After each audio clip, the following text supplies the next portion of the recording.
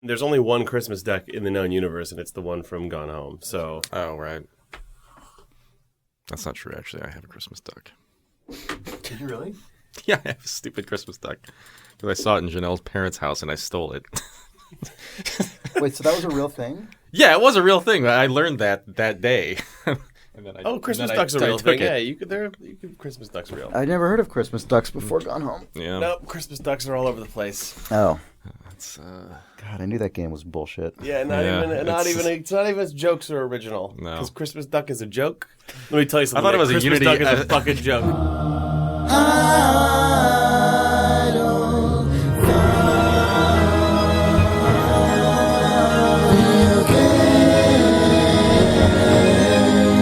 It's October 20th, 2016. This is Idle Thumbs 285. I'm Chris Remo. I'm Nick Brecken. And I'm Jake Rodkin. And I'm back. Hi. Welcome back. It's like you never left, though, It's really. like I never left because I secretly deposited podcasts into the ether. Yes. Yeah, which then leaked out onto your RSS feeds. Yeah. I hope you're enjoying this. It'll be like metaphor. when you die. They'll just Wow. It'll just be podcasts forever.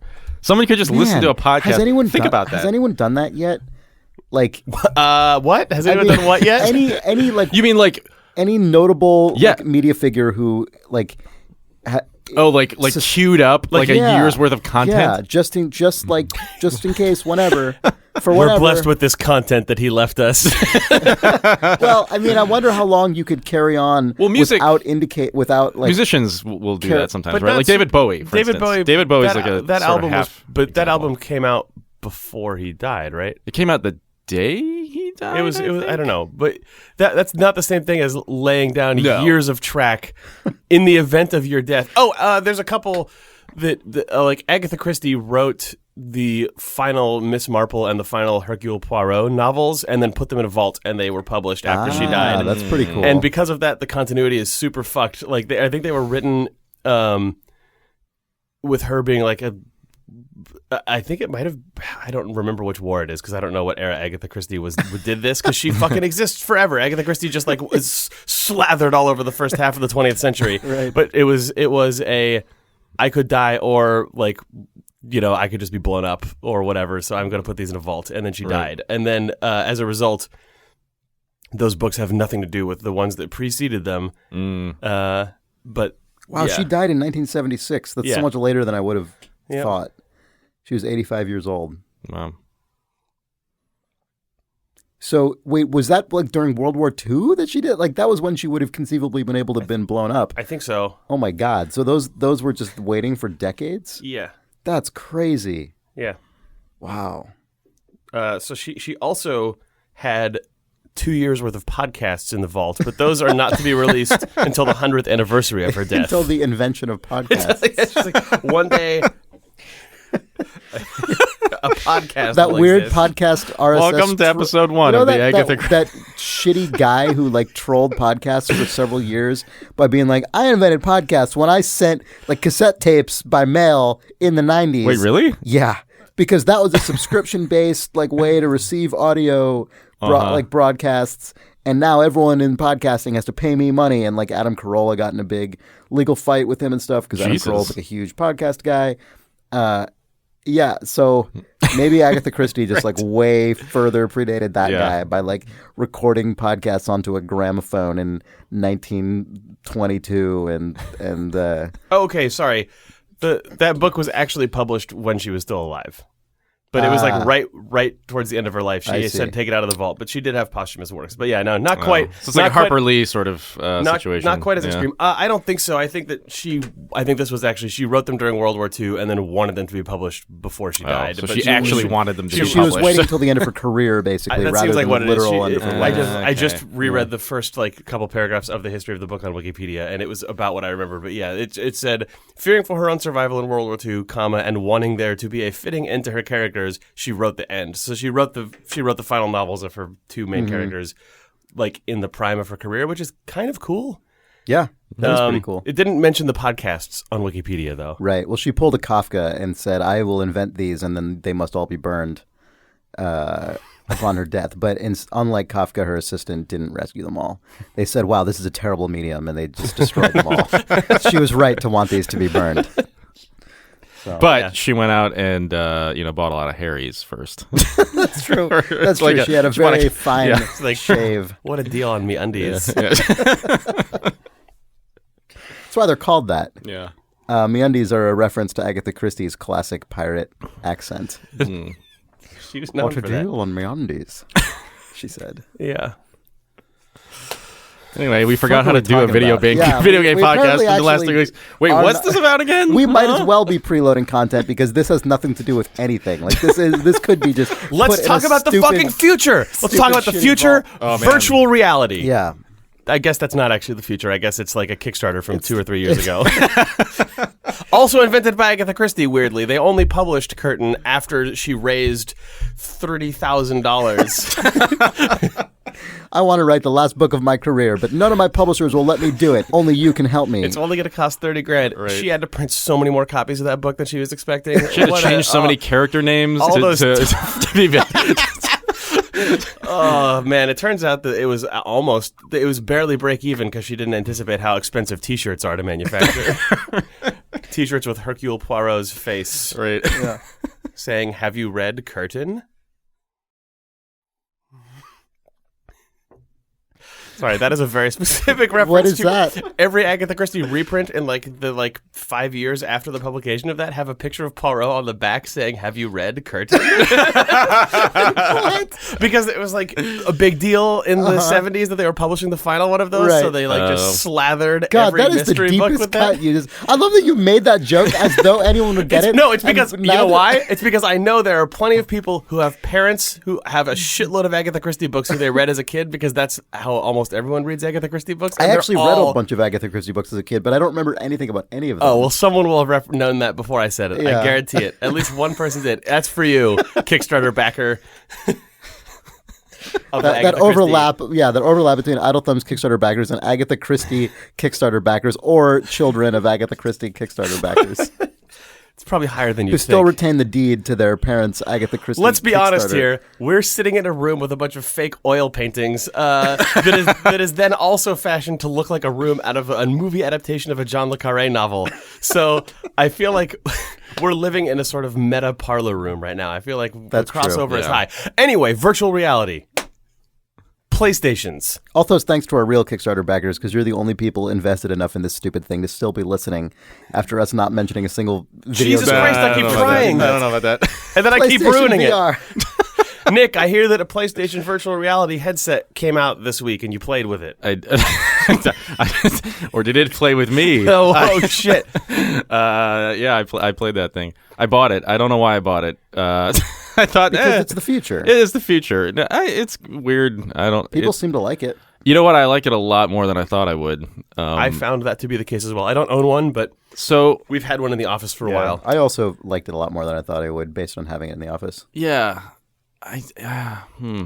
So I kind of expected to hate VR. Period. And I feel like, and now that I like Do you it, feel guilty that you like it? no, I don't feel guilty. I kind of do feel like it probably is some early version of the future of all this garbage, and it makes me really sad. But no, like I do. I think like there are things about it that I realize now are grossly probably like some pre-alpha version of what video games will eventually become, and I hate it. But I like it, and also.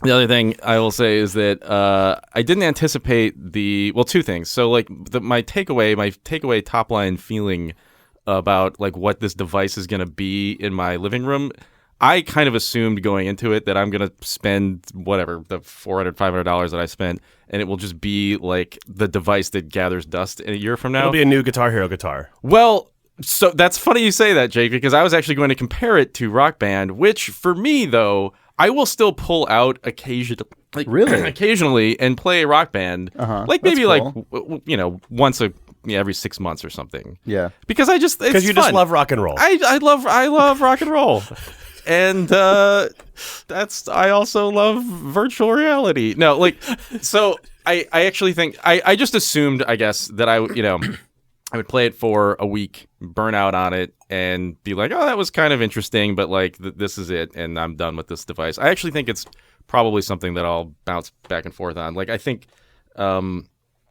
I think the other thing I didn't anticipate is that the output from the device to the television, the fact that it's displaying like a 2D version of what the person's actually seeing, makes it a much more social thing than I expected. Like actually just watching Spectating it is actually fun, I think. Spectating or is it can fun. be in the right game. It can be at the right game. And it's something I'd heard from people who owned like Vive or something. They're like, oh, actually, it's really fun, like just watching people play it. I was like, is it though? Like, I don't know about that. Is it really worth spending all this money to watch people play a weird virtual reality game? I don't know. It's fun to spend all the money to play it yourself and then make the other person watch it. Pretty much. No, I spent a lot of time watching Janelle play this thing in the last few days, and it's fun. I think I also didn't realize that there are a couple of games that allow the like person who's not in VR to participate, which Jake, you and I were like tweeting back and forth on this, but that's really interesting. It's a thing that is. It seems like it's technologically been possible always, but it makes a lot of sense for a PlayStation because there's DualShock controllers plugged into it.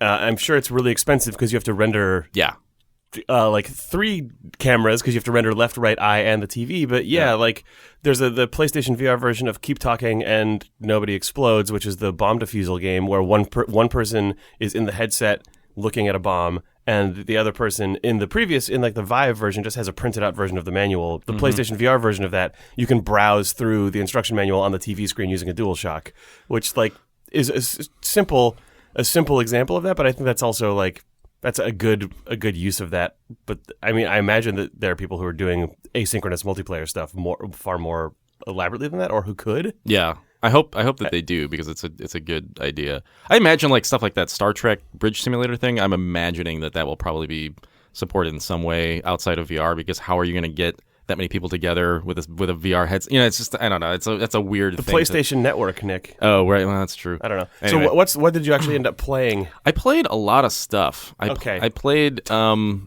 No, I did. I mean, the other smart thing they did is they shipped a demo disc, which is like classic, like early 2000s. Yeah, an actual demo disc. I downloaded it from the PSN, but I still have the disc. Okay, I mean, I'm not impugning I'm saying your I could put that disc in there. All right. And it would be a Dreamcast. I believe you. No, they shipped a demo disc, and it's got pretty much every launch game in some There's form or no another. Hypercube on that demo disc. I think there is. There is not. Did you play it? Why do you have to think? Did you play Hypercube? I bought it, so okay. I didn't buy. I think it's on there, but maybe not. Anyway, whatever. It's got all the stuff. So I'm going to settle this dispute while you speak. Yeah, whatever. So let's see. I played I bought and played Job Simulator and Hypercube. Hypercube we've talked about on the podcast. We've talked about Hypercube a lot. There's no reason to really go over that, but it is really good, and I'm playing it a lot. Job Simulator I had never played and heard a lot about that game. It's longer than I thought it was. There's a lot of jobs in that. There's a lot of jobs in that Job Simulator. I don't know. Have we talked about it I can't remember if we talked about that game on the podcast. I don't think we have. I might have talked about it a little bit because I played it on Vive. I imagine it's the same game. It is the same game. The thing that surprised me about PSVR... Wait, what is Job Simulator? Also, Hypercube's not on the demo disc. Oh, man. I knew that. Yeah, I know. I should have known. I should have known that you would have known. I'm aware of the contents of the demo disc, Nick. Let's just say that a demo disc shipping in 2016 is notable enough news that one should learn its contents. Especially Jake Rodkin. No, I should have known that Jake would know. No, I don't actually know what else is on it. I just know what Hypercube is. Yeah. Jake, who is excited that next week will be Idle Thumbs 286. An unintentional reference to the Intel microprocessor. Yeah. Yes. So yeah, I didn't expect that it would actually that PSVR would do as good of a job as it does at tracking within a space, as opposed to like just staying fixed keeping your feet. It seems to do a really bad job if you have a little bit of light leaking into your room, but if you have a good space, it does do a surprisingly good job with the PlayStation camera tracking all the dots on the headset plus whatever other like motion sensing accelerometer shit it's got in it.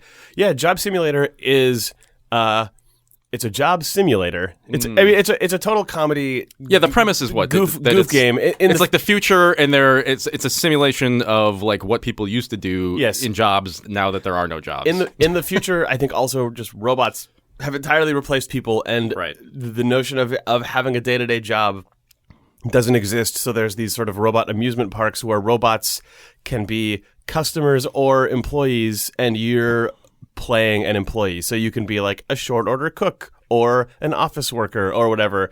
And the one that I played was the short order cook one, where Yeah. robots will come up and say, I want a pizza. And then it tells you a pizza is bread, tomatoes, and cheese. And then you can open up, there's a refrigerator that you can open, but you can also flip a lever, and when the door's closed, it switches to different contents, or like the stove can recede into the ground and be replaced with a sink. Like the idea of it is they give you a shitload of equipment and ingredients that all fit inside of a like room scale VR space. So you could just sort of pivot around yourself, and there's all sorts of stuff, and the contents of the room as a sort of wacky machine can change. Sure. And everything's physics based. So you're sort of throwing shit around and kind of slapping a bunch of garbage into a microwave that then turns into a pizza, and then a robot is dissatisfied with the food that you made. Right. And it's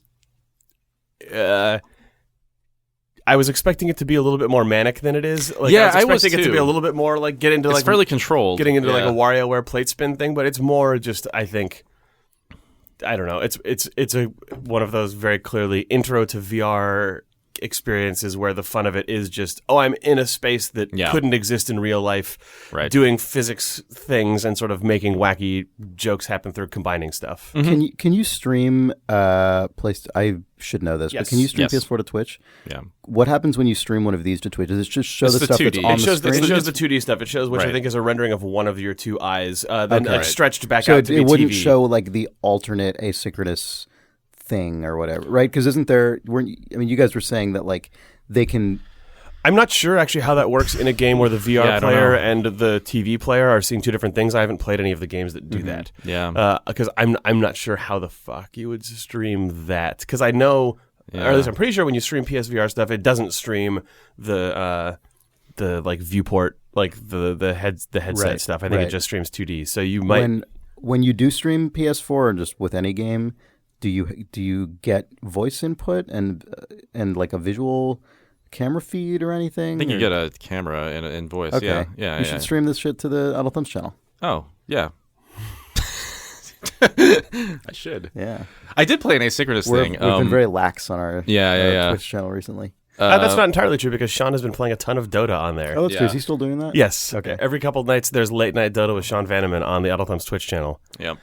Yeah, so we should try to also get back into that soon. Oh, it's also worth pointing out that if you are an Amazon Prime Oh, yeah, customer, we forgot about this.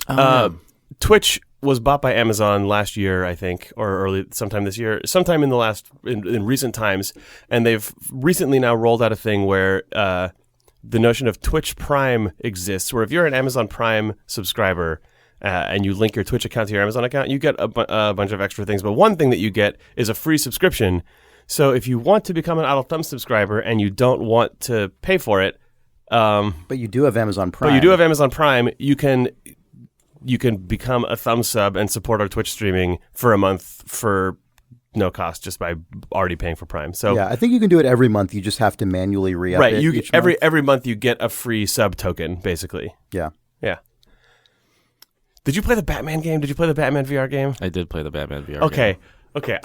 Okay. Let's talk about Batman VR for a second. Okay. About Arkham VR, I guess it's called. know. It's either made by Rocksteady or is made in conjunction with them because it has the aesthetic of the Batman Arkham Asylum stuff. But it's you don't do any of the things that you do in the Arkham Asylum. No. In the Arkham You games. really don't. What do you do? You do all the other Batman stuff. Yeah. Actually, I was surprised at how much I enjoyed this fucking stupid Batman VR thing. Yeah. Partly because it's hilarious. It and is hilarious. Partly because it's kind of good. So you, The only thing I've seen of it is a video of a guy looking in the mirror. okay, so that's actually. I'll get to the mirror thing in a sec because I think that Okay. it's emblematic of everything that is good and stupid about the Batman VR thing. The Batman VR thing is. You start off as Bruce Wayne in Wayne Manor hanging out with Alfred, which is fucking hilarious because you can touch Alfred's face. I think someone from I Is think there haptic feedback? no. Oh, Can maybe you feel his pores? I don't know. You can't. I hopefully there's just a little like Like, did Alfred shave? You can figure it out. He's the world's greatest detective, after all. It's a really dorky Batman simulator, but I found it really enjoyable. Like, you're first sitting at there's bullshit. They show you Bruce Wayne's backstory because you can't. There is some bullshit. Even a VR experience that's like 20 minutes long of do it. Batman, you have to see his parents be killed in the alleyway. But you're a kid, which is hilarious because you're short. Is there a record for like most parents of fictional character killed most times in popular media? That's one of those Guinness World Records that would be introduced just to put Batman into the Guinness Book of World Records. Right? Yeah, that in partnership with DC. Yeah. So whatever, you see his parents killed, but it's kind of hilarious because you're like 3.5 feet tall in VR, which is a good weird experience. Oh God, you see them killed. You're a there. child. Oh yeah, you're the kid. You're a little kid. But then it gets good because you're sitting at a piano in Wayne Manor. Can you then look at your own hands in oh my God? Yeah, you could dip them in the blood of your parents, then look at them, and then think that you did it. You can alter Batman's lore in VR. Whatever. Anyway, you tinkle on a piano in VR as Bruce Wayne, and then the seat drops down and you're in the Batcave, and you dress yourself as Batman. As kid Batman? No, you're Bruce an Wayne adult now. You have manly hands now that when touch you said Alfred's that, I was face. thinking as child Bruce Wayne. I thought you meant pee. Remember when child Bruce Wayne found in the Batcave? He went tinkle. I don't even know how to talk about this stupid thing other than just to describe all of it. But they do a very good job of it feels the closest to me to a theme park attraction version of VR, where the production values are incredibly high. Everything looks more expensive than I would expect a PlayStation to be rendering in VR, and the combination of sort of cinematic flourish and experiential detail is very high. Like, the Wayne Manor room that you're in feels really opulent and well rendered, and then the goofy shit of you can just mash the keys on the piano with your hands and it doesn't fucking matter what you press, but then the piano bench lowers down into the floor and it's just the most elaborate garbage, and then you go through a sequence where it makes you put a Batman cowl onto your own head by picking it up and then touching it to your face, and it's totally dumb, but it also just looks really good. They do a thing that I think is, when I look down, you see just a floating Batman utility belt, which seems fucking stupid until you realize that what it actually makes you do is pick up all of Batman's tools and affix them to the belt. And then whenever you need them in the later parts of the game where you're moving around the world and investigating a murder, you can actually look down. You can actually just through muscle memory pick them up off of your belt and use them in the places that it had you put them. But go ahead. I'll get to the mirror real quick, which is what, Nick? No, I like the fiction of, because this game has movement, right? Like, this is like a lot of VR games, they just sort of cutscene you from spot to spot, in terms of your place in the world. But this game actually has you going to waypoints. But I like the fiction that every time you're going to a waypoint, you're using that the little grappling stupid hook Batman thing. grappling. Yeah, and it makes the noise and zip yourself. Cool. They did a good job. The end of the suit up sequence, after it's made you put on the gloves and the equipment and the mask, is that then a little futuristic cheesy Batman robot on an arm goes and shows you a mirror, and you look into it and it's Batman, and it's the dumbest no, shit. but you're Batman. Because it's you. Yeah. It's I'm you Batman, looking out of you your say. eyes and seeing the reflection of Batman after you put the stupid costume on. It's surprisingly effective at being I am actually this character, and also it's ridiculous because a fucking futuristic robot arm swung a mirror in front of you so you could check out your Batman costume, and then it's 3,000 times ridiculous because you can change your left and right hand controllers into the opposite hands, and then Batman just gets fucked up. Yeah, and you could make him do a fucking dance and stuff. Right. But it does feel like a theme park attraction to me, where sort of the cool presentation and the fiction that you're meant to experience is existing in your brain at the same time as you knowing that it is completely artificial, and also that your presence inside of it can kind of fuck with it, and I thought it was actually really successful, even though it was also really stupid at the same time. Mm-hmm. Yep. And then you go and there's a murder, and you can sort of poke around and do weird Batman forensic stuff, and I don't know. I was also glad that was there, but I didn't get very far into that stuff. Yeah.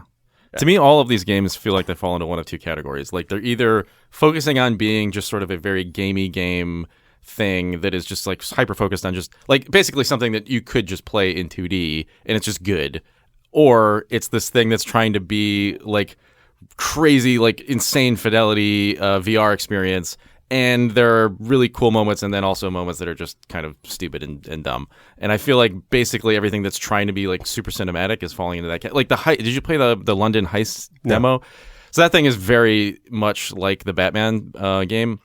Like there are some really cool moments where you're like sitting at a bar in London and like some guy just like drops a briefcase in front of you and he's like taking like a roll of like money out and there's like a cigarette on the table and you can like grab the lighter and like light your cigarette and then when you put it to your mouth it like the smoke puffs up and like he asks you for a light and you've got to light his cigarette and like all those moments are really good. And then there are just some really dumb, there's just like a bunch of dumb shit that you kind of have to wade through that's just not fun at all. And then there are shooting moments where your hands are like holding a gun and you have to like put the clip into the gun that feels really interesting and kind of like tactile in a way that I didn't expect. But then it just turns into like a shooting gallery, which is something that games have had since 1992.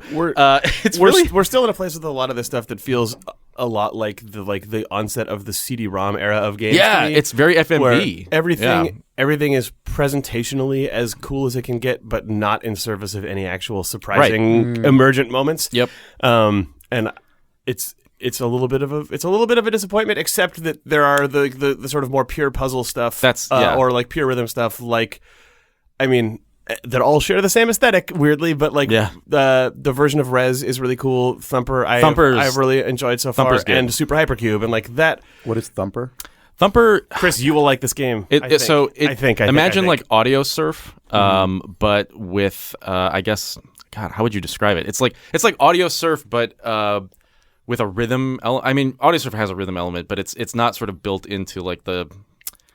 God, how do you describe this game? I guess so. You're actually fighting enemies in this game, which is strange. So what it actually feels like to me is like the complexity of the 5 bands of a Guitar Hero track are condensed down into one rail that has a bunch of different moves that you have to execute. So you're rolling down a track in this world that kind of looks like psychedelic / heavy metal album art where everything is chrome and neon and weird. But as the track has turns you've got to do a bank move into, that means that you have to execute a certain controller command, but then, or things will come in that you have to duck under, or that you have to just do a button press on, and in combination all of this stuff ends up sort of sending Ribbon?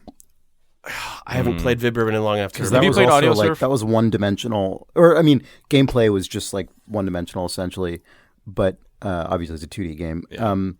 But with different like have context-sensitive reactions like that. Probably, I mean, match up to a beat. Yeah, what Thumper ends up being just things as things show up on the track. You end up knowing that what they mean is left plus X, right plus X, or like tap tap tap. And then your actions end up falling in line with the music, and then the reactions to your actions end up sending pulses back out into the beat that sort of create counter rhythms, and they also end up by sort of sending things back up the rail that you're traveling down, attacking enemies that you're fighting. So it ends up feeling kind of like a rhythm battle, but also just the mood of the game is very unrelenting and weird. Like it does a good job of feeling like the sort of weird creeping pulsing darkness that album art has. Not what I expected. It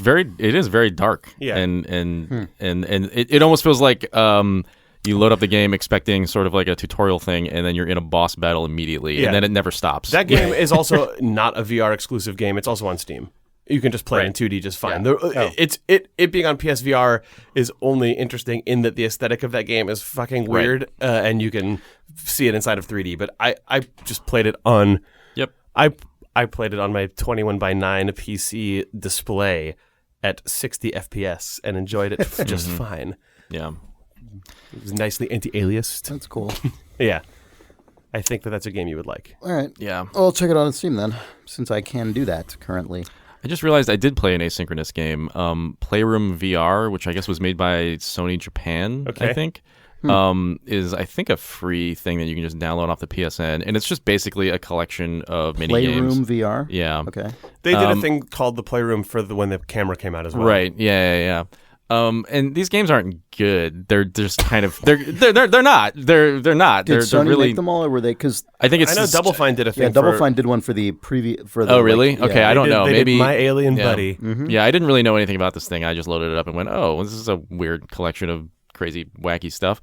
But it was just like I don't know. It did show promise. Like there was one game where the VR person is playing as like a Godzilla character.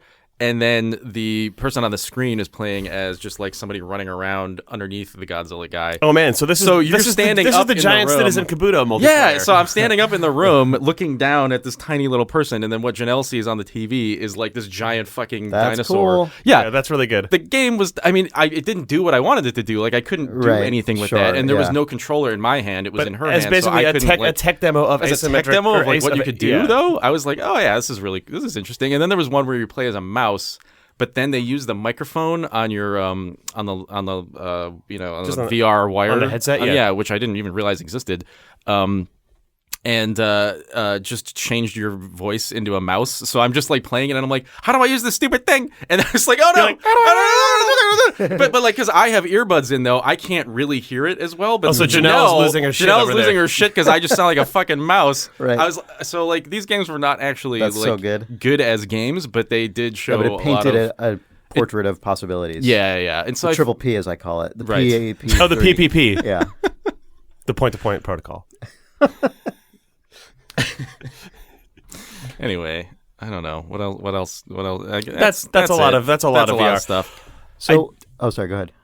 I think the design of the headset is also very good. Yeah, we That's probably like- should have Oh talked yeah, about it the is. It actual is a really thing. nice piece of industrial. You can tell design. that unlike the Vive and Oculus, which are like powerful as fuck pieces of equipment, Yeah. Sony brought to bear their experience making consumer grade hardware that probably makes compromises in places on quality, but in favor of it being a very pleasant to look at and actually lightweight and easy to put on VR headset. Like I found that the Oculus and the Vive both feel like you're strapping in to like a fighter jet or like you're like a race car driver or something where there's like usually a handler, like a friend in the room who's helping manage the cords and like Right. put all the stuff on your head. But the VR or PlayStation VR, it just goes on your head. Yep. The future where that thing doesn't have a cord attached to it is a surprisingly, you can see why people think that this will become a popular device. Yeah. If something is that lightweight and that not embarrassing looking, they made it look like your imagined version of what VR looks like. Yeah.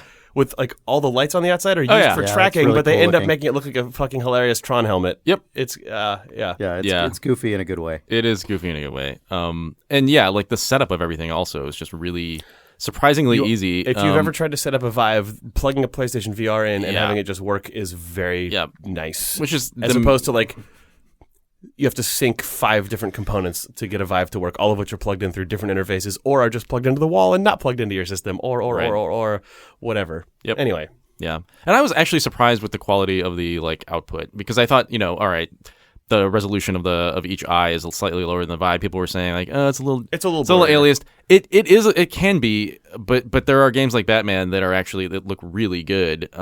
I played the Drive Club demo and it looked awful. And so I think it honestly just depends on the game because there are moments like Job Simulator looks fucking gorgeous and like it's crisp and everything looks nice and it just kind of depends It's probably on what targeting a lower fidelity than Drive Club, though, right? So, of course. But again, like Did you play Batman Wayward Sky? isn't, and I did. Oh, Wayward Sky. Yeah. I played an early version of that a long time ago, and it was pretty cool. But It's I haven't really played cool. the final version. I didn't play a lot of it, but I mean, I want to. But it was the yeah. closest to a traditional console Yep. game in VR, but I thought that it did a good job. Like that game plays a lot from a third person point of view, where you're just you're effectively like a static version camera, of a Mario yeah. 64 camera watching a scene, and you can click to path your character around, and then when you get to points of interest, it cuts to first person, then works like Job Simulator, where you're using 2 controllers to manipulate levers and turn dials and stuff. Mm-hmm.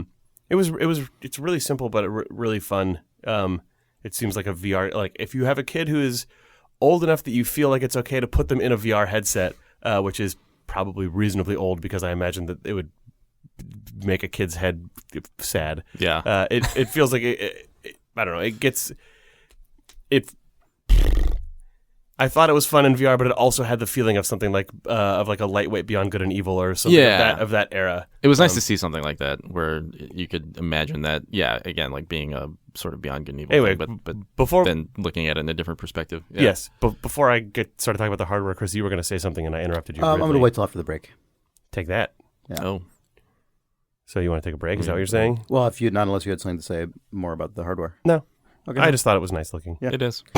Cool. Well, That's let's VR. take a break then. Cool. That is VR. That was that one time when we were really positive about VR. I still kind of think VR is dumb, but Well, yeah, I mean, we didn't really explore, Nick, your ambivalence about like the sort of cool elements of this as you're playing it versus your like concerns about the future. I don't know if you have any interest in talking about that. I mean, so on the one hand, like it was much more social than I thought it would be. Right. But on the other hand, it's still like I was sitting there watching Janelle play this thing, and there was just a stretch of time where she was just playing as Batman, and she was like delighted, and that was really fun. But then she just sort of like settled into the experience, and I was just kind of sitting there watching her with the headset on, and I finally just like took a picture of her, and she had like settled into the typical game position. Oh, this is the classic. Just, like, this is Return of the Wiimote. Oh yeah. She had she was like slouching and had the like insane Tron helmet on with the blue lights, and we were like basically in the dark. And I was sitting there with like nothing to do, watching like Batman run around, and she was like delighted,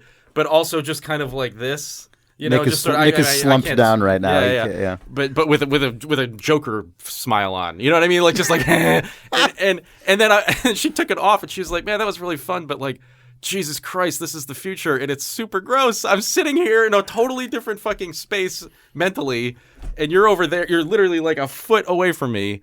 Doing something completely different, and I have no idea where you are. And that is the other weird thing about this. It's like the earbuds they ship with this thing are actually really good, and they block out all sound. God, think of how ruinous this is going to be for like college bros with Sharpies. Oh my God. Yeah. Just a disaster. Oh yeah. No, I was messing with Janelle. I was like, I was just like tapping her on the shoulder, like doing goofy shit. There's a series of vines that Aubrey posts. Aubrey Hesselgren, who's a friend of ours and a programmer at Campo Santo. He whenever he's near someone using a VR headset who has disappeared and there are stickies nearby, he always just draws angry eyes and tries to put them onto the headset without the person knowing it. So he's got there's only been a few of them, but they're just because of the time. Yeah, and they show up just occasionally in his Vine feed. But that's the most lightweight version of this prank of just giving someone wacky cartoon face when they're not and they can't feel it because you can just barely affix it to the front of the headset. That's really good. Yeah. Yep. Anyway, yeah, I don't know. I mean, it's just the next step past a phone, right? And already phones have just completely consumed everybody I know. So it's just ugh. So my like reticence comes from a completely different angle. I mean, I share that sort of like ambivalence. Like it's hard to know. Who knows, right? Yeah. My ambivalence, and this could be unfounded also, I don't know. But when I hear you guys talk about like being Batman and the thing, on the one hand, it's like that's pretty cool and impressive.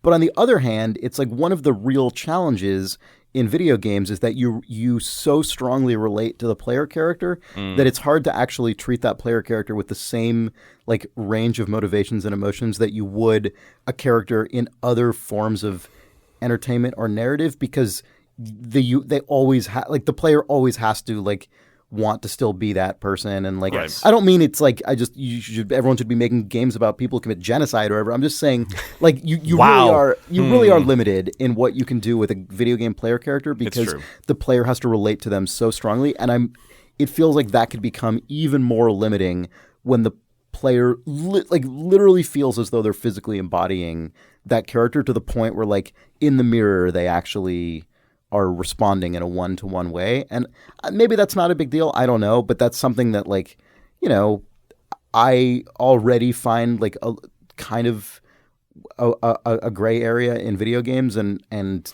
I'm concerned may be even more of like an intrusion on the sort of like the distinction between fiction and entertainment enabling, basically. Right. Well, that's the Batman thing. It feels, like I said, entirely like a theme park ride and not like a sort of work of fiction that you'd want to engage with in any way. Right. I don't know if that's good or bad, but I mean. Right. I mean, Batman. Most a Batman video game is already typically intended like as basically escapism and like when you're power fantasy. But I'm just saying, like in a form where like that increasingly becomes the default or like the thing that is most encouraged, rather than just one choice you can. Because there are movies that are like that too, but it's like that's just a choice you can make. But when that's increasingly encouraged by the form itself, Yes. Right. I'm just that's what is so like somewhat when worrying when to me. you're talking about this, my brain jumped to what is probably the most. I don't know how to say what I'm trying to not be disparaging of my own brain for pulling this example, but the Kentucky Route Zero. I don't think any of us have actually really followed Kentucky Route Zero, which we should probably rectify. Yeah, I've played the first episode. I really want to play more of it. After people's reactions to episode 4 came out, it made me really want In to. between the chapters, they've been putting out interstitial content, which is of different genres and slightly different aesthetics than Kentucky Route Zero. And one of them was called The Entertainment. And Is that an Infinite Jest reference? maybe I don't know. I have not read Infinite Jest, nor have I played all of Kentucky Route Zero. So I'm just going to talk about it on a podcast. But The Entertainment is a first person piece where you wake up on stage in a theater that is doing a production of a sort of like Beckett-esque play, and I don't really entirely understand what my involvement in it was. I was watching it be performed. It's a sort of like limited fidelity aesthetic, and I think that I could drink. It's been a while since I played it, but it was interesting to me because the way that I ended up digesting that content felt a lot more like reading it or watching something, even though I was a participant in it. And it made me think that there's the thing that people aren't exploring right now, but there might be space to explore, is a VR experience where you're inside of it, but you are not a participant in it, and the content of it is not about your direct participation as a character, but you can still be inside of a dramatic work, or you could be inside of a place and a time. Well, did you different than just playing 360 video, different than watching a cutscene? Like I'm sure there's something like there are a couple things that you can download right now that are that. It's the Alumet, I think is what it's called. God, I should look it up. But it's actually made by a studio right here in San Francisco. It's technically, I think, part of, like, I think they got funding from the Oculus Story Group. I don't think they're part of that story group, but I think they got funded by it.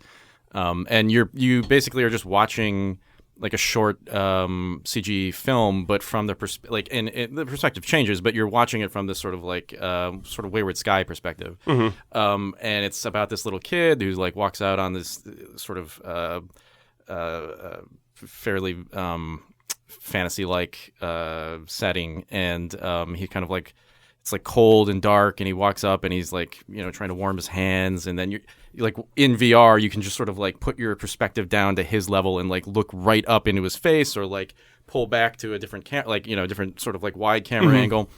And so the whole time, like there's a part where this kid's like goes onto sort of like an airship, and the film like cuts away, yeah. let's be clear.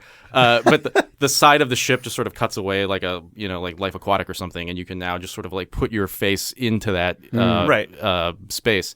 It was cool. It was short. I think it was like 10 minutes long, but it is kind of like what you're describing. It's you're not sort of, but not. I mean, well, the thing with the entertainment in particular, and why it came to mind, Chris, when you were talking about that, is that my presence, I don't remember enough of the specifics of this. I just remember my mental state when I dropped into the game, not knowing what it was. Like the fact that my character was sitting at this table, but the other actors didn't seem to be acknowledging me, and the audience was low fidelity enough that I couldn't tell. My purpose in that was not to have agency over it, but my presence in it was meaningful in a way that was ambiguous enough that I was asking all sorts of questions as it was playing out. And it was not just that I was a floating camera that had no presence in it, but also what was happening was not explicitly about me. But as a result of that, I ended up wondering all sorts of things about what I was doing there, and while also taking in the play because you were was still happening. A character, essentially. Yeah, right? It was I thought they struck a really cool balance in that like tiny short presentation that made me realize that there's a lot of space unexplored in you're inside of a space that is kind of a representation of reality, but you're not necessarily just playing a guy, nor are you necessarily playing a floating camera. I don't know. That's interesting. It was a. Well, even just the idea of just simply not being the protagonist, not being the guy that somebody is like always staring at you, saying like, "Oh, hey, this is the story now." It's like, a thing that you can't just keep doing over and over again. Wow, and yet another one of those experiences No, where but you're it in the could- world and the people don't pay attention to you or whatever. But no, but that general notion could simply become a template or a genre. Yeah. Like I remember when Metal Gear Solid 2 came out. I don't think this game is actually an example of this, but I remember I've mentioned this on the podcast before. That game was really maligned, I remember, at release. I mean, and I'm not here to like either defend or attack that position. I don't really care for the purpose of what's this your point. MGS2 take? I don't really have a take on the game itself. I mean, I do, but it's unrelated I'm to sorry, this. Chris, that I made you talk about this. Keep going. It's okay. Hideo Kojima gave an interview, I remember. I don't remember if it was before the game came out, after, whatever, but he was basically saying that one of the things he was interested in trying to do in that game was to tell a story in which the player character was not the protagonist. Like, a lot of people were really annoyed that Solid Snake wasn't the player character in that game. To me, that has shit all to do with the quality of the game. Like, I don't like that. To me is an arbitrary. Like, wait, he wasn't? No, you play like Raiden. You play a Solid Snake at the beginning, though. I think. Yeah, but it's in the halfway through or something. It's not halfway. It's like that's like the little beginning. Yeah. But like, that to me is like from a quality standpoint is totally arbitrary. Like it really, whatever. But the interesting thing is the attempt to tell a story about Solid Snake that is not played from his perspective. I don't actually think the game ends up achieving that in an interesting way, unfortunately. Like that isn't really like, I don't really think that comes off. But I found that goal really interesting, and that like statement, I've thought about it ever since I read that interview, which was probably, a decade ago, whenever that game came out. And I think there's a lot to be mined in that goal and intention, even if that game isn't necessarily like a great specific example of it. And the idea of game, like Jake, you talking about this Kentucky Route Zero spinoff thing, like it's the idea of a game in which you inhabit a character and you ambiguously like have reason to believe that your choices are mattering in the game system somehow, but the system isn't presented as revolving around you, I think is really interesting. Like you couldn't necessarily always play it in such a direct way as like you're literally an audience member in the fiction of a play that's happening. Right? Like that's the version of it you couldn't do every time, because that would just in start this to feel like you're a on stage, but I don't know if I don't know if I'm a performer or a person who just literally was drunk on the stage and they did the play anyway. Okay, sure. Also, someone who's really into Kentucky Route Zero will I'm sure tell me that my impressions of this are entirely inaccurate, Right. but it's just my memory and sort of the That's fine. takeaway from I mean, it. like, I'm more interested in this sort of just like conceptual possibilities of that, because I think that is an interesting angle to just tell a interactive story, just tell a story from a game in. Yeah. I also think it's interesting because it reminds me. So I'll talk about this after the break, probably, because this has been a really long. I think this has been a long half so far.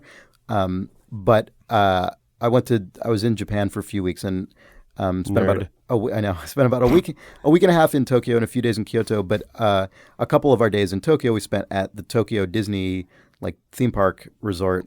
You went to another country and all you did was just go to their Disneyland? That was the only thing. Did you I eat did hamburger the entire time? I didn't actually. They didn't really have a lot of hamburgers there, which was kind of cool. Their food there was surprisingly good.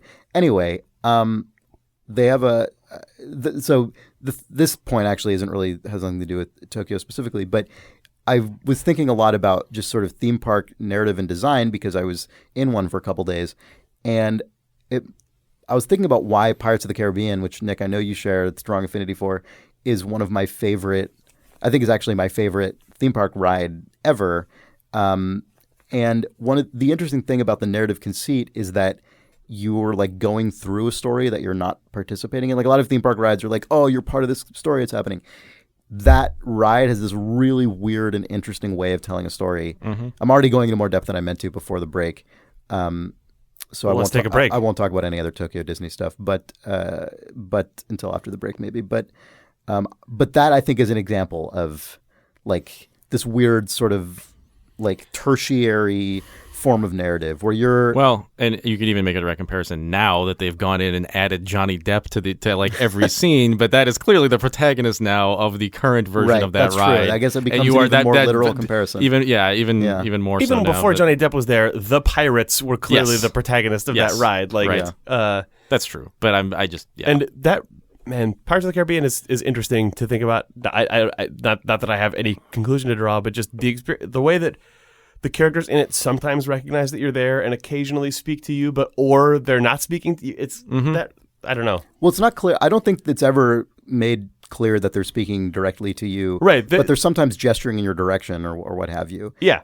There's also that ride is also really interesting, I think, in that the narrative is legitimately nonlinear, not nonlinear in like the sort of, I think, erroneous way that we refer to branching narrative in video games, which is still linear. You mean it's told out of sequence? It is told out of sequence in a way that is very ambiguous and not really like like that. It starts in a.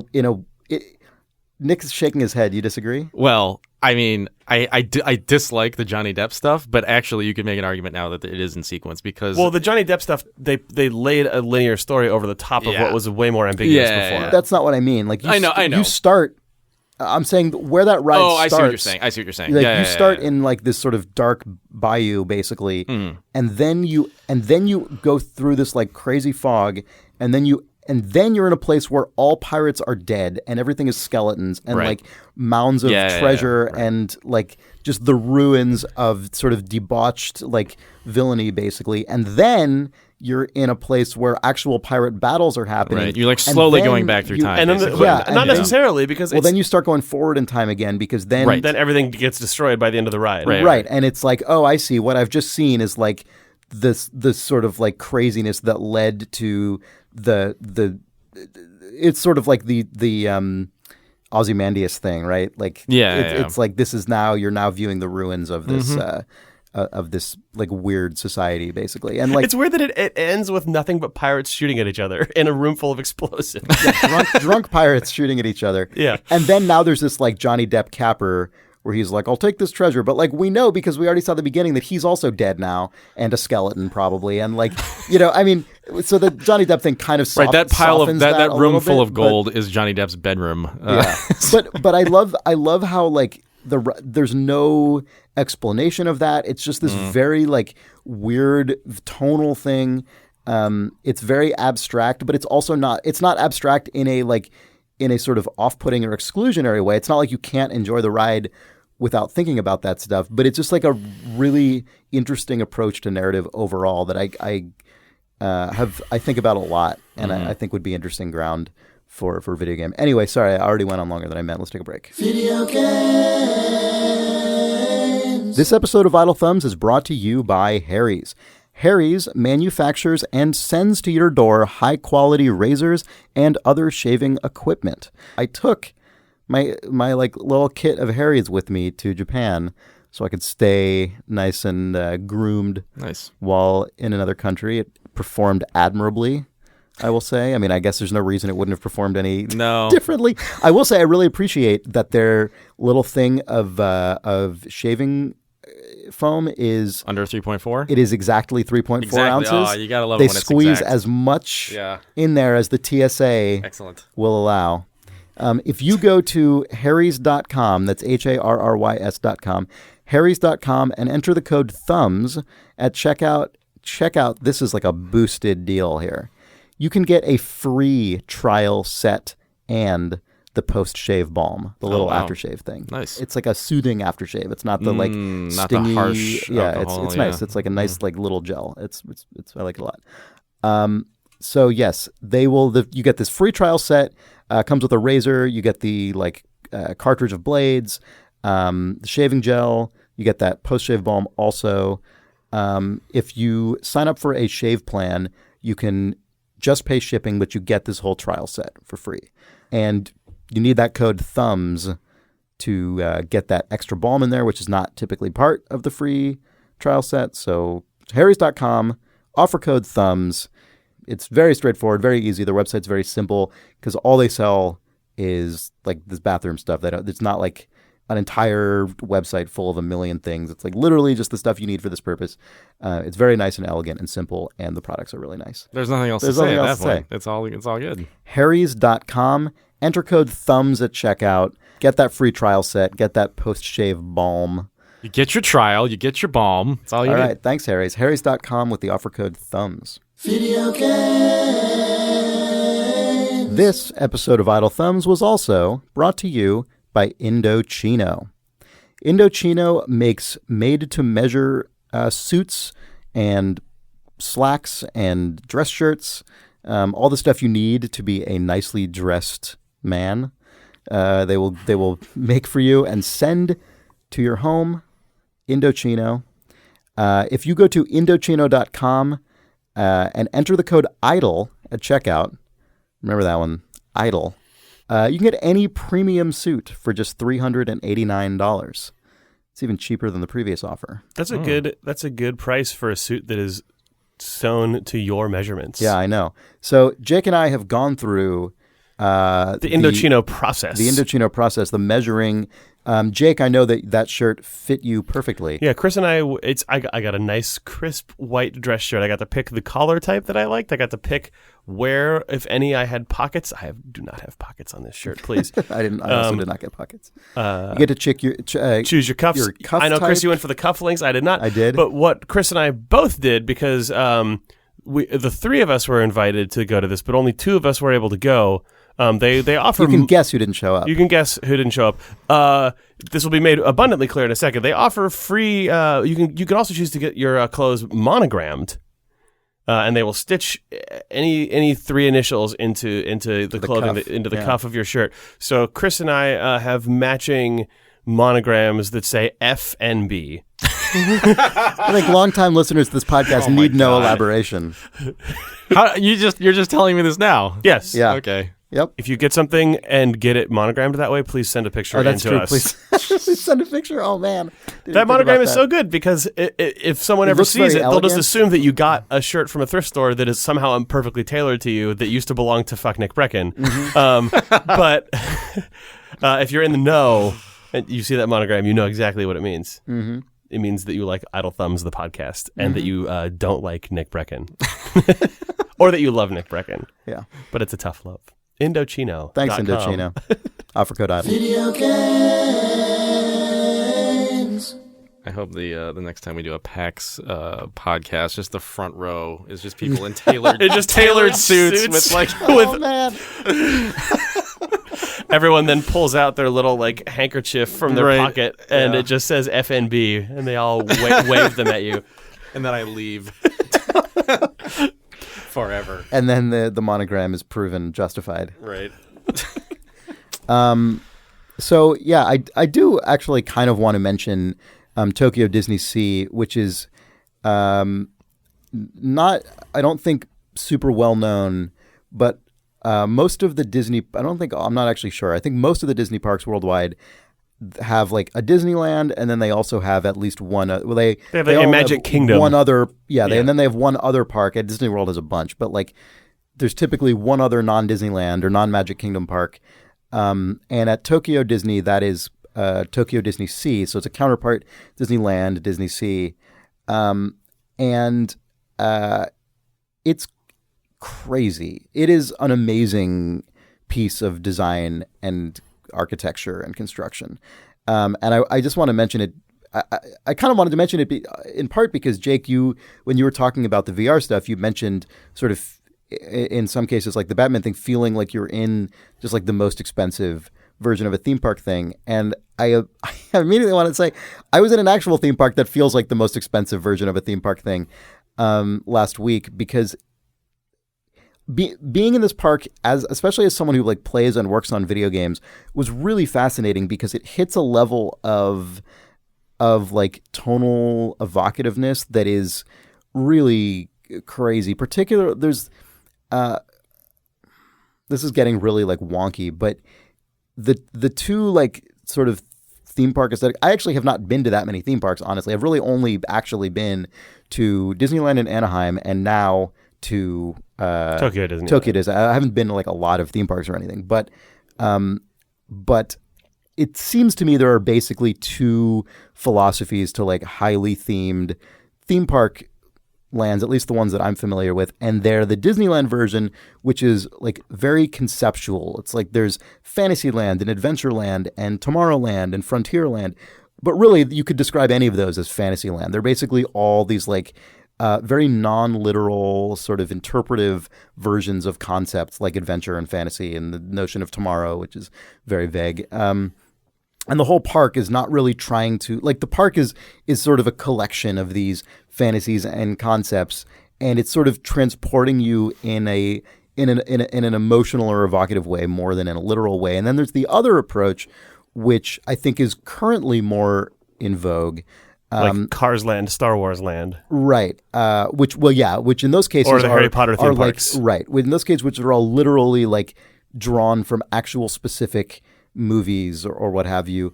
But they're like very specific places that are intended to actually feel like a actual real place, whether it's fictional or not, that you are inside of. Like you're literally like in this place that is ostensibly real. So in Disneyland, all of the lands kind of merge together because the whole thing is this like conceptual vision of fantasy. But then in this like other style of design, each of those areas is basically entirely like enclosed unto itself. It's like now you're in like the Cars Land, and Cars Land has no real relationship to like a Bugs Land, which is next to it in California Adventure. These are just separate places, and you're essentially walking through portals to get to them. And Disney Sea is kind of like that, except that with one exception, none of its lands are actually based on Disney movies or any movie or anything. They're entirely their own thing. And the only one that is based on a movie, which is Mermaid Lagoon, which is obviously based on The Little Mermaid, they don't even call it Little Mermaid Land. They call it generically Mermaid Lagoon. And although it looks very much like The Little Mermaid, they're not driving that home the way they do with, say, Cars Land or I assume the upcoming Star Wars Land. Although that one really is the exception. It is really based on that movie.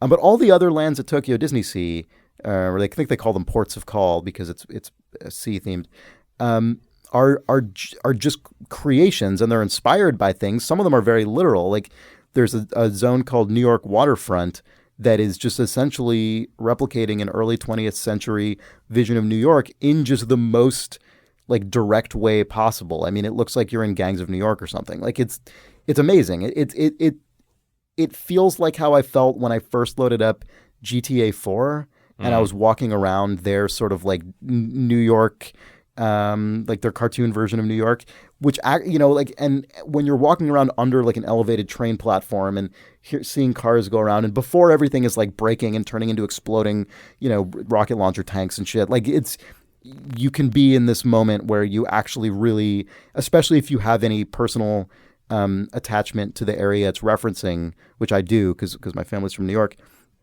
that's really powerful. And being in Disney Sea is like, it is totally like that. Like they spared no expense. It is intent. Like it is very clear that this park, unlike the domestic Disney parks, it's all designed by Disney. It's all designed and architected by Disney, but it's bankrolled by a Japanese company for whom this park is the biggest thing they own. And so it's clear that it's like their number one financial priority, and they sink money into it in a way that Disney simply does not do in their domestic parks. I mean, this park is built to a level of like detail and care and completeness that is unfucking real. It's crazy. Like being in the New York section, there are parts where you can't see outside of New York to other lands, and you might as well just be in that place. It is bananas. Also, everyone just sort of dresses more nicely, as far as I can tell, in Tokyo. So it's sort of, even that illusion is broken slightly less. I mean, obviously, you never really believe you're back in time in New York. But you were wearing like a 2 sizes too big Darth Vader Mickey Mouse shirt just to bring the American Disney experience. That's true. I was wearing a T-shirt of Goofy flipping you off, and like that seems like what all the Disney merchandise is now. But anyway, it was a really like weird and interesting and impressive experience. You guys know what I'm talking about, right? Yeah, I know. Like, there's so many like Disney, it's not literally Goofy flipping you the double bird, but it may as well be. It may as well be. That's like what many shirts they sell at Disneyland are at this point. like maybe Grumpy the Grumpy Dwarf, but like with Oh, his God. arms crossed. and Well, like if you ever Disney want- if- characters have adopted the thing that Looney Tunes characters had in the 90s, I think. Where Yeah, they're that's just true. That's exactly sassy true. fucks They're that you put sassy on as your like shirt. shit. Ariel with like the Tinkerbell the- is like the Yeah. sexiest bitch ever, and like they play. I'm serious. That's not like me making a pejorative judgment. God. That is the way that character is sold now on That's a clip t-shirts. for a game jam. Am I wrong? No, you're not. No, you're not. No. Like I'm not like it's literally just true. And like Grumpy, like if you ever want, like, I mean, you can't play this drinking game in Disneyland because they don't sell alcohol in Disneyland. But if you wanted a theoretical drinking game that would actually destroy you at Disneyland, take a drink every time you see a dad wearing a shirt declaring how he's a grumpy dad and there's a picture of Grumpy on it, because you will die. Like you will die within 10 minutes. That is like, I think if you're a dad and you go to Disneyland, they literally mandate that you wear a T-shirt referencing Grumpy and dads on it, because that is a uniform. Anyway, none of this is related to what I was talking about.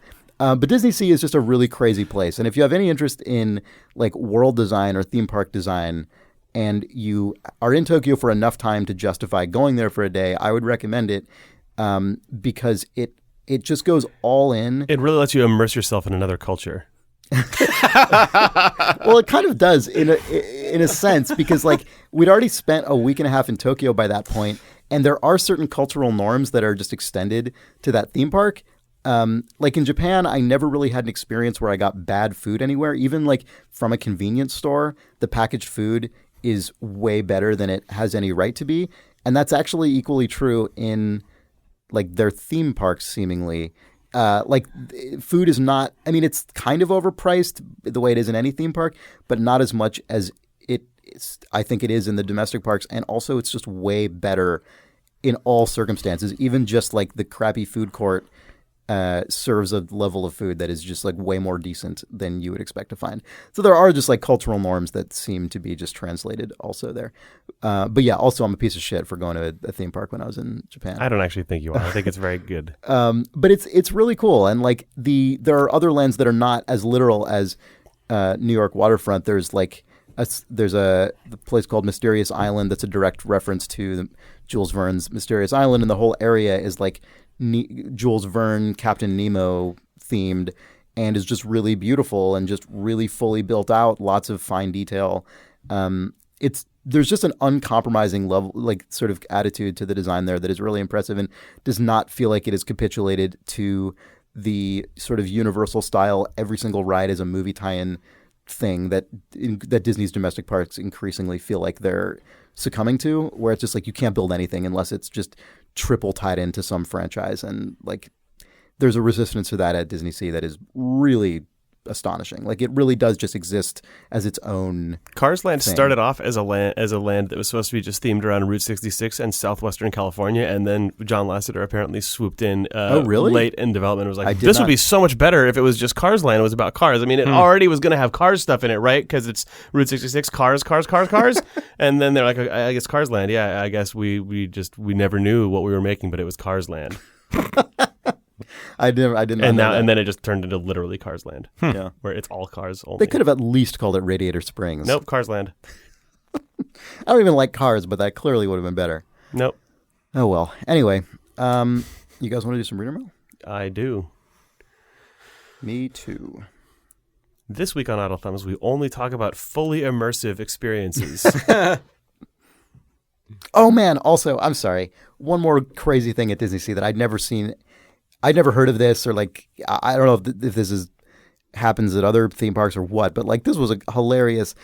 There's a guy at Disney Sea who's employed to walk around pretending to be a janitor.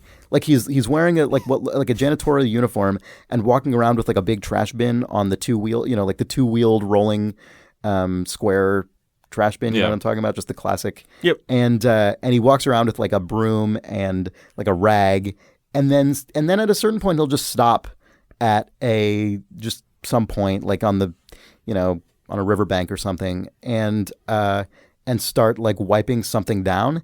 and then just like a crazy performance happens.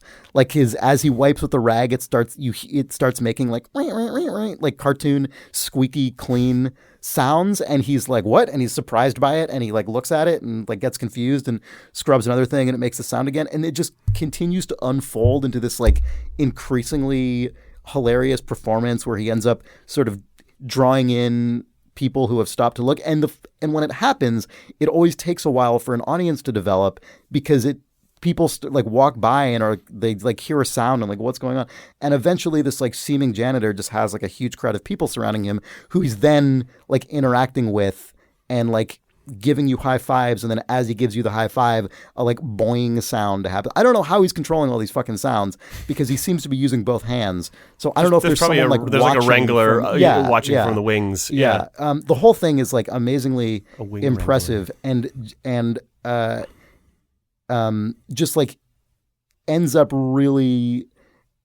I said this because you made a crack about just like we only talk about like fully immersive experiences, but like this really doubled down on that by just making it feel like everything in this park is just part of the whole experience. Even like this guy, it's a living world, Chris. It is a living world. It was just like really charming and fun, and the guy was like his comedic timing was impeccable, and it was just really clever and creative, and I'd never seen anything like it in that context. So that place is weird and good. It's very, very It good. reminds me of that wacky janitor bit in the beginning of BioShock Infinite. That's true. What? That's true? Is it? Yep, that guy's in that game. Oh, okay. Yep. Good. All right, reader mail. Hey! It's time to read it Whoa. from the readers. Whoa. They sent mail. Chris Stone writes, this question is for Nick. Okay, hi. Does NBA 2K17 account for the fact that the Warriors blew a 3-1 lead in the NBA Finals? Thanks, I love the show, Chris. Jesus Christ. What was that person's name again? Chris Stone. I hate Chris. We know what their Fuck Chris. we know what their monogrammed shirt cuff says. We know what their agenda is for sure. Brent Zyman writes, this is a two-part email. The first part is a really interesting email about Game Maker, but it's quite long, so I may wait for that for a future podcast, because I think we've gone a little long this week already. But he also says, the Thumbs do some pretty awesome streams every now and then, which I love, but we rarely get to see the Thumbs streaming or playing together. The Tiki Drink streams were great. Please bring them back. Would you guys ever consider doing a tabletop RPG session with a contained narrative as a stream, podcast, or video feature? I could imagine Sean being an awesome game master while Nick and Jake would be doing ridiculous stuff all the time. Thanks for the pod, and Brent from Colorado. That idea came up at one point, I think, for like Sean to do some kind of D&D stream. I forget if that was his idea or someone else's. Sean talked about how he's been doing a lot of DMing when he was on the episode about the International. Then a lot of people demanded that he run some games on a stream. That'd be really fun, actually. That'd be really cool. Yeah, that would be fun. Who's to say that we'll ever do it, but it would be fun, I'm sure. Yeah, and we should also try and do more multi-person streams. We kind of fell off of that. Those were a lot of fun. I would certainly be happy to do more of those. Let's see. So Daniel writes "sweating robot," and then links to I've seen this. Yeah, to a lot of people have sent this to us, to an article whose headline reads, "This robot can do more push-ups because it sweats." I think that's all we really need to say. That's all. No, that's so gross. Well, it's a cooling mechanism. It's a cooling so mechanism. It has fluid inside of it for like hydraulics, I guess, or something. Like so that. it sweats for the purpose. It's getting the hot water like that out. Yeah, it sweats essentially for the reason people For the same reason people do, yeah. Oh, no. Yeah. It's very bad. Well, if you think that's bad, let's follow that up with a chaser from Heikki Koljonen, who writes, Tieto, or Taitu, or Tieto, I don't know, the first Nordic company to appoint artificial intelligence to the leadership team of its new data-driven business unit. So it's definitely happening now. Like, this is really when it's happening. The AI, called Alicia T, is the first AI to be nominated to a leadership team in an OMX-listed company, which I assume is a stock exchange. AI will help the management team to become truly data-driven and will assist the team in seeking innovative ways to pursue the significant opportunities of the data-driven world. So here's a quote from R.A. Jarvella, the head of data-driven businesses. I am proud that we are the first Nordic company to invite AI to become a member of the leadership team of the new data-driven business unit. This quote is written by AI. Our team is on a mission to make the future more intelligent. Our developers at the new data-driven unit want to test how AI, a technology which is increasingly popular in home electronics, could assist organizations in data-driven decision-making. I'm confident that Alicia T. will help us in finding information and making data-based decisions that humans don't necessarily think of, and thus perhaps create something yet unforeseen. He understands what he's doing, but he doesn't understand what he's doing. That's fine. He's laying out the truth Of his demise. Like, it's all right here. Yeah, he's literally saying what's going to happen. This will, for some reason, be printed onto, like, microfiche so that in the fallen future, people can go to a public library and look up this quote. Right. Or it can be dramatically panned over in an introductory sequence to a documentary. Either way. Yeah. This is quite bad. Alicia T's role in the leadership team is to support data-driven decision-making and innovate new data-driven ideas with the help of machine intelligence and advanced data analytics. Technically, the member is equipped with a conversational interface system, so it is possible to have a discussion with it and ask questions about anything. It's weird that they gave it like a clearly gendered name and then refer to it as it. There's like two simultaneous choices that seem odd in... More disrespect. Did that robot get to pick its name? I highly doubt it. Unclear. I will be Alicia T. This is what I sound like. Is that? Yeah. Hello, my future girlfriend. I've made that reference. I can't not make that reference on this show now, I guess, for some reason. 3 in 3 months. Yeah. But hopefully that's what robots say when they sign on and choose their speech settings.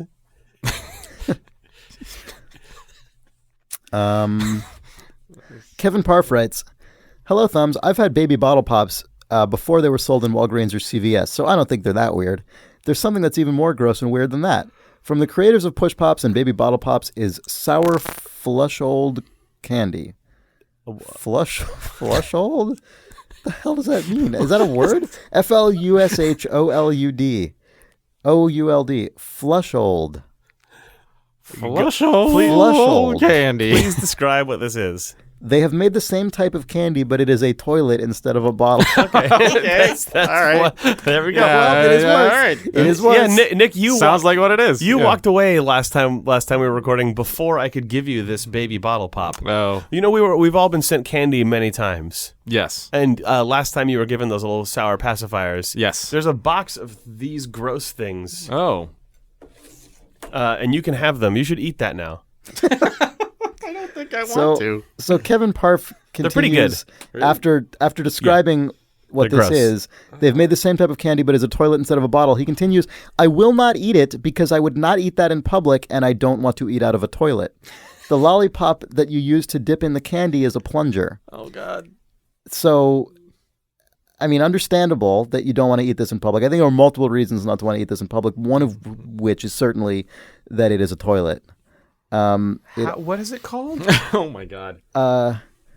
Sour Flush Candy Plungers and Powder Dip Toilet, although listed on Amazon as Sour Flush Candy Plugers and Powder Dip Toilet. So it is apparently impossible to type the name of this candy without misspelling something. Oh, it looks so gross. It does look very gross. Oh, really man. bad. Much worse Oh, than you imagine. It makes the baby bottle so good So and tame. not horrible. Yeah. God, I don't want to. I'm seeing an ad for this. It just says the word toilet with an exclamation point and shows someone dipping a plunger in and then eating it. I don't. Oh no! Toilet exclamation point. Candy in the toilet. Yuck. If candy's in the toilet, you can eat candy anytime. This is just trash. Oh man, it's beautiful. Features and details. You're buying one Sour Flush only! Exclamation point. One Sour Flush candy plunger with sour powder dip. Look at the mascot in the storefront packaging for this. Oh no! This is a horrible, like, extreme cartoon of a person like It's like a weird, madly wacky but lascivious candy man. with a huge tongue, just like madly dipping a plunger in a toilet with their tongue covered in sour dust. They seem to be missing multiple teeth. which is an interesting truth in advertising moment. Yeah. Um, And it says sour flush underneath him in Yeah. in the writing that implies that voice. Anyway, we've definitely plumbed the depths of horrible candy now. Have we? We're getting into the deep well, if you know worse candy, send it to questions@idlethumbs.net. We'll happily talk about it. We probably won't try it. Although that's the next phase. That's our new live stream series where we eat just shit candy. I mean, there probably is shit candy. I mean, if there's fucking toilet candy, I'm not going to look it you up can because I probably want dip someone a to find it poo for me into and send it in. I need that. Put that poo in that toilet. Anyway, thanks, eat it. Kevin, I guess. Sour flush. Yeah. Tony Budafuko writes, "Hey there, Idle Thumbs. Recently I started listening to Idle Thumbs and I really enjoy it. It made me realize how much fun it is to talk and make content with your friends about video games. You made me enthusiastic and my friend and I are making game content again. I was hoping you could share your expertise in the show. I and other listeners may be interested in how the show grew to the popularity as it is today. It's different to a podcast. We upload some videos to YouTube. Channel seems to be called Games and Pizza.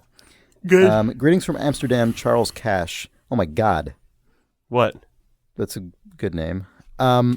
Anyway, I don't know if this show is popular. I can't really tell. I don't really know how it grew to whatever level of popularity it is. If in fact it is that. If you, I mean, I'm just going to turn this question around. Literally, if anyone listening knows how to promote a podcast, please get in contact with us because I don't like. I mean, If you know how to promote a podcast, please tell a friend and rate us on iTunes.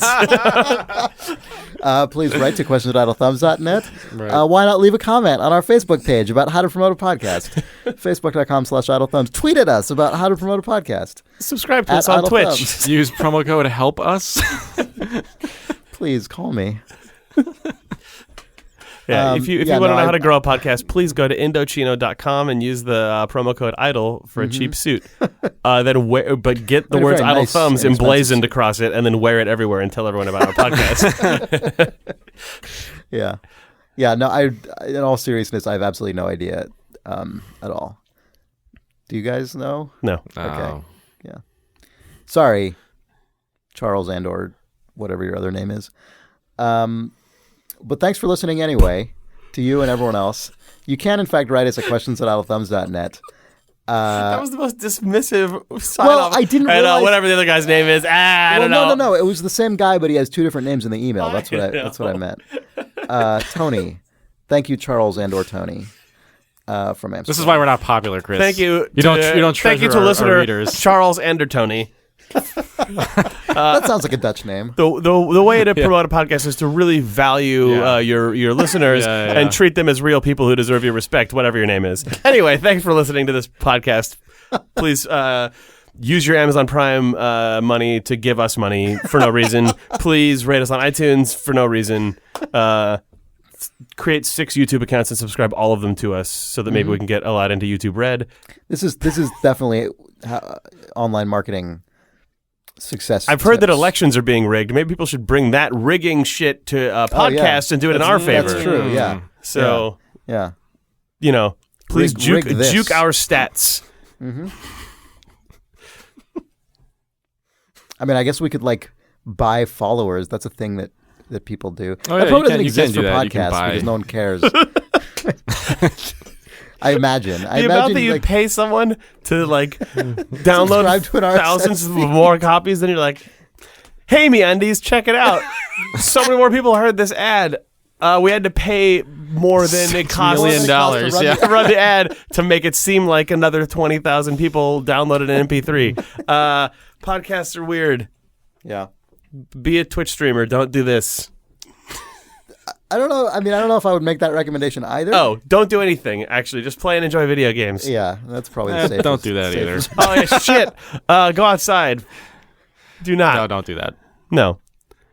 The Really- robots will do it for you. Really, what I feel like we've recommended this week is that you slouch deep into the cushions of your sofa with a weird white helmet on and then pretend that you're underwater watching a whale swim by. Or do the real version of that at Tokyo Disney Sea. Do the real fake version of it at Tokyo Disney Sea. Or go outside and look at the ocean. Or swim in a next to a whale. Swim next to a whale. It's fine. Yeah.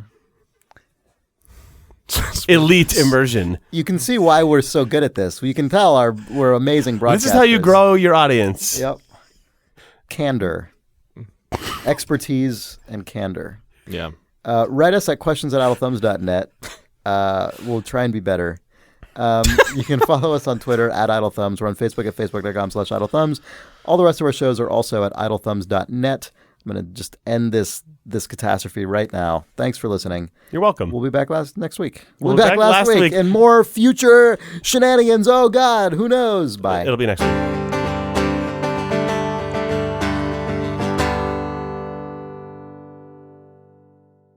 Have you read Curtain?